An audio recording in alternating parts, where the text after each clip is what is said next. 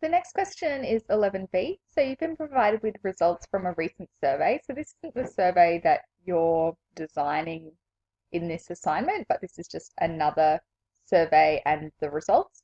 And you need to use at least one method to quantify this data and explain the purpose of another 3 statistical analysis methods. So there's 2 parts to this question. So probably the easiest part, and what's also provided in the hint here, is to display the numbers as percentages, as I have shown here. So to display them as a percentage, you just need to use the number. So let's do this top one here, so you can see how I got 18.7. It's 112 divided by 600, because that was the total number of participants in the survey. And then when you do that, I'll just bring up the calculator. So we've got 112. 112, there we go, divided by 600, and then once you times that by 100, get 18.7, and then you pop that in there. So just go through and do that for each of the numbers here. Especially with the 2 and the 1, you'll get something that's lower than 1%, so you will have to maybe put in 1 or 2 decimal places for some of them. And then the next part of the question, once you filled in all of that with percentages, is to explain 3 other statistical methods. That's found in section 3.5 of the ebook. Or if you just want to Google like mean, median and mode, regression and standard deviation, that would work as well. So you can't just do mean, median and mode as 3 methods because they're all quite similar. All right, so going down, question 12 then, explain how the types of data and data processing methods you have chosen will satisfy the research objectives you have set. So, the data types, the data processing methods, and how they're going to help you reach your research objectives. So, using the data gathering methods which you stated in 9A, and the quantifying data as a percentage that you just did in question 11B, the department store, like this is an example answer, the department store will be able to accurately ascertain whether your marketing opportunity will be profitable and viable. So you just state what you've said in 9A and then some of the quantifying methods, mainly the percentage one, and you're trying to say that these methods will work in showing accurate data and helping you to make a decision, basically. 13A. So you've noted in your calendar that you'll be attending a conference next week and will be out of the office for 4 consecutive days. So explain how you would go about ensuring that lines of communication for all stakeholders are still open in your absence. So remember, you have a group of 8 marketing colleagues, I suppose. So they all report to you. So you might need to appoint one of them to take your position for a little while, just for those 4 days. So you know, if a person calls like the finance department or the HR department or the CEO, they're the one that takes the phone call and explains what's going on. So you probably have to do some kind of brief with them before you leave so that they know what they're expected to do. There's probably more information in section 4.1 of the ebook as well, so we'll just have a quick look at that. Okay, so 4.1. Is it 4.1? Oh, I'm in the wrong ebook. That would be why. Okay, 4.1. Okay.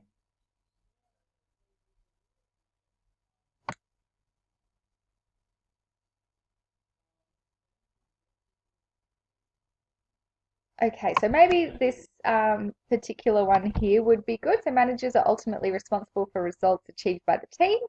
So as a result, they need to remain informed and in touch at all times of the team's progress and achievement. So maybe what you could do as the manager is set up some kind of like automatic email response as well. So that if someone emails you, then it automatically emails them and says, I'm not in the office for 4 days. If you if your correspondence is urgent, like they need a response, you can contact this person, or maybe it gives out their mobile number so that they can get in touch even when they're at the conference. So it's just keeping those communication, what am I trying to say? pathways open.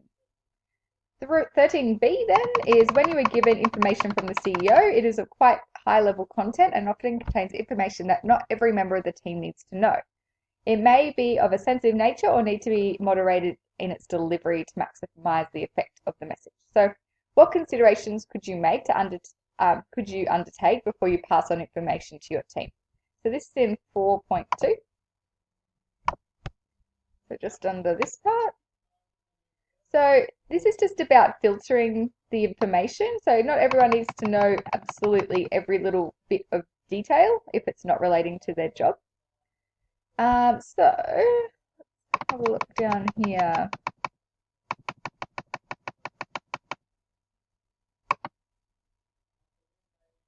So some of this might be good.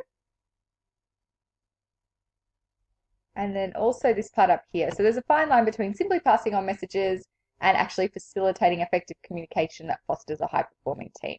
So maybe instead of just forwarding the email to everyone so they know what's going on, you actually explain how that then affects them. So effective team leaders are able to be a conduit. So for those of you that aren't sure what that means, conduit is like a channel for information and need to present information in a meaningful way and appropriate way to facilitate understanding by the team. It's important that team leaders don't just filter the information. So making sure they're not like keeping information on purpose to make themselves look good, that's also not good. We just want to provide the relevant information. So I think that's all you really need to say in that part. In general rules for effective communication, break large amounts.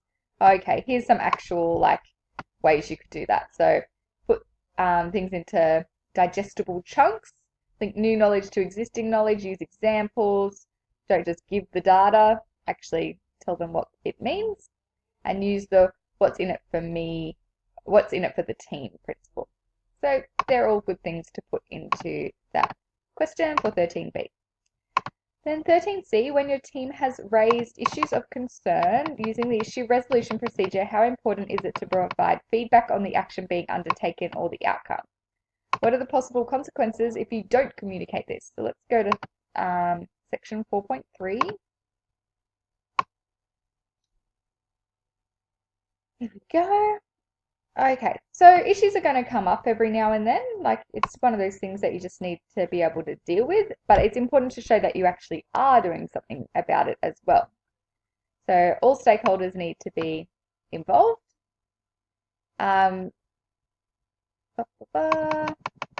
If people aren't involved and you're not keeping them up to date with how you're actually going about fixing the problem, and then if it's been a success, like evaluating whether it's working, then sometimes these things are what can happen.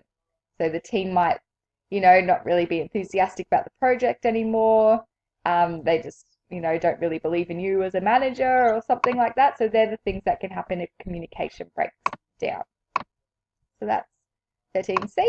Then 13D, you have provided excellent support and training to your team. However, it's been brought to your attention by 3 separate team members that one particular team member has not been pulling their weight. So explain what action you will need to address this lack of performance. Include details of how you would consult with and what policies and procedures will govern your actions. So let's go to 4.4.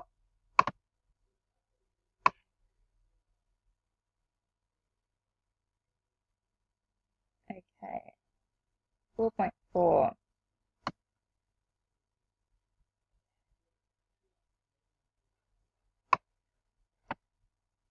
So this is if unresolved issues are raised. So if your team has fixed everything, but there's still one that's dragging behind, what can you do? So you definitely need to address it, and probably the best thing to do is actually talk to the person first on their own, and then maybe talk to each of the team members that have reported it, just to get the, get what's happening from all sides of the story. They may need to be escalated to a more appropriate personnel. So you're just the head of marketing, remember? So maybe this actually needs to be escalated to human resources, for instance. So these are some steps that can be taken if things aren't getting better. Maybe refer to HR, as I said, maybe a specialist, maybe additional research. So maybe you need to actually consult some legislation like the Fair Work Australia website, ask for direction, implement a new solution, and then evaluate that solution. So you could also copy in this here instead of doing those dot points if you want to. Okay, and then you want to keep following up on how this is going. So another piece of the puzzle is to agree on the communication. So, I mean, you don't need to do communicate, communicate, and communicate again. But you might want to like ask for progress reports, ask questions of the team, and schedule meetings just to make sure that everything's flowing okay. So that's 13D. So 14, A, B, and C, and D are basically just evaluating how you've gone with your market research plan. So the first part is on a scale of 1 to 10, how easy will it be to implement your market research plan? 1 being easy, 10 being hard. So you just need to say with the resources you've got, so you've got 8 team members, you've got 4 months to do it, and $100,000. So I'm thinking that would be more on the easy end, but you just need to give a number and say why it would be easy or hard. Are you comfortable with the quality and credibility of the data methodology you proposed? Well, you should be because you've done all the research so that it's unbiased. So you could pretty much, where was that question? I think it was like 9A. If you look at 9A and then maybe also question 12 as well, that will help you piece together, just summarize that for 14B. In 14C, what other means could you have used to obtain similar results? So if you go back up to 9A, I think it was, oops, gone too fast. Okay, so you could actually use some of these from 8 as well. So if you haven't talked about any of those previously, you could talk about them. Or in 9B, so the data gathering methods there, like focus groups or maybe doing like a telephone survey instead. That's what you put into 4C. Then 4D, based on all the information obtained, should the market research plan be recommended? So you would hope so that with all this work you've done that it is recommended. But if you go to section 4.2 of the marketing ebook, this is determine the feasibility of the market research. So you need to say that this will be easily implemented because you've got 4 months, 8 team members, $100,000. Your methodology is credible. The research is going to be helpful to make sure your marketing opportunity is going to be profitable and customers will enjoy it.